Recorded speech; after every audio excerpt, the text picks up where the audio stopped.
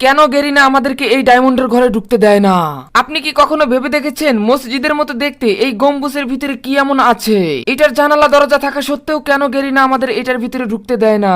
এই বদ্ধ ঘরে কি এমন লুকিয়ে রেখেছে যে যা দেখলে আমরা সব লুট করে নিয়ে আসবো? আজকে যে কোনো মূল্যে এই বদ্ধ ঘরে আমরা ঢোকার চেষ্টা করব, কিন্তু আশেপাশে কোনো রাস্তা নাই। আমার মনে হচ্ছে এই বড় ঘরটির ভিতরেই কোনো একটা রহস্য লুকিয়ে আছে, কিন্তু আমি এই ঘরটির ভিতরে এসে কোনো কিছুই পাই না। কিন্তু আমি এখানে অনেকগুলো সৌরজগতের জিনিস দেখতে পাই, চাঁদ সূর্য থেকে বিভিন্ন গ্রহ গ্রহাণু। তখনই আমার মনে পড়ে এই সৌরজগতের কথা, তাই আমি তাড়াতাড়ি এখান থেকে বের হয়ে সামনে তাড়াতাড়ি বাইক নিয়ে নেই। আমি মনে করতেছি যে এই ঘর এবং এই সৌরজগতের সাথে কোনো একটা লিংক আছে। আমি এই সৌরজগতের ভিতরে এসে অনেক তদন্ত করি এবং অনেক খোঁজাখুঁজি করার চেষ্টা করি যে আসলে কি এখানে কিছু আছে। আমি শেষ পর্যন্ত কিছু না পেয়ে এখানে বসে থেকে ভাবনা করতে থাকি, কিন্তু হঠাৎ করে আমার সামনে এই ঘরটি চোখে পড়ে। আরে এটা তো দেখতে ঠিক ওই ঘরটার মতোই। দেখো তোমরা যদি ভালো করে দেখো, এই ঘরটা আর এই ঘরটা ঠিক একই রকম প্রায়। আমি এই ঘরটির কাছে এসে অনেকগুলো হলুদ বাতি দেখতে পাই। এই হলুদ বাতি প্রত্যেকটা দরজায়, কিন্তু এখানে কিভাবে আসলো? এখানে তো কোনো দরজা নাই। তোমরা যদি আশেপাশে তাকাও তাহলে বিভিন্ন দরজায় দেখতে পাবে এবং হলুদ বাতি, কিন্তু ওই জায়গায় হলুদ বাতি কেন আসলো? এখানে তো আমরা অনেকবার এসেছি, অনেকবার লুট করেছি, বাট এটার পিছনে তো কখনো যাওয়া হয়নি।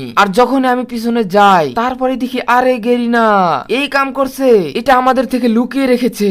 কিন্তু আমি থাকতে কি এগুলো লুকানো চলবে? আমি তো খুঁজেই বের করব।